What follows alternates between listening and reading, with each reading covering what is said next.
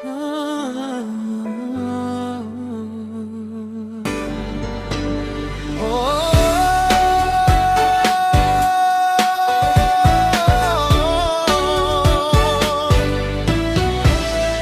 Nung araw na yun, tahimik ang langit. May mga patak na dahan-dahang sumasayaw. May isang payong na biglang nagtagpo, dalawang estrangherong sabay na nabasa ng pagkakataon. Sa bawat patak na humahalik sa lupa, may ngiting hindi ko maipaliwanag. Parang may kantang ngayon ko lang narinig, at puso kong tahimik ay natutong mangarap. Bakit kapag umulan, mas malinaw kitang nakikita? Parang bawat patak ng langit, panggalan mo ang dala. Ikaw ang unang ulan sa tag-init kong puso, ang unang lamig na naging init ng mundo.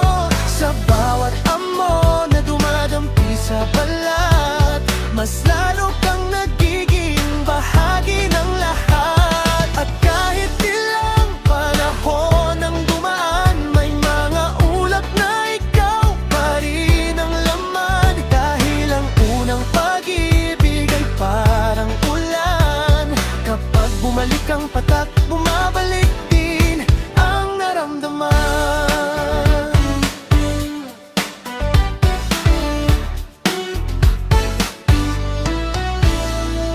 Ngayon kapag naririnig ko ang bubong na kinakantahan ng mga patak sa gabi, bumabalik ang mga ngiting itinago, mga titig na hindi kailanman nalimot ng sandali.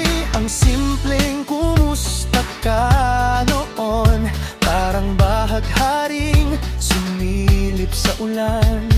At bawat segundo sa tabi mo ay naging alaalang ayaw ko nang bitawan. Bakit kapag umuulan, parang bumagal ang mundo, at sa gitna ng libong tao, ikaw pa rin ang tinuturo.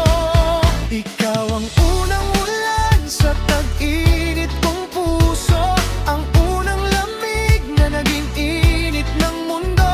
Sa bawat ambo na dumadampi sa balat, mas lalo kang nagiging bahagi ng lahat. At kahit ilang panahon ang dumaan, may mga ulap na ikaw pa rin ang laman. Dahil ang unang pag-ibig ay parang ulan, kapag bumalik ang patak, bumabalik din ang naramdaman. Sabi nila may mga ulap na lumilipas, may mga bagyong kusang nawawala, pero may unang bumbon na nananatili.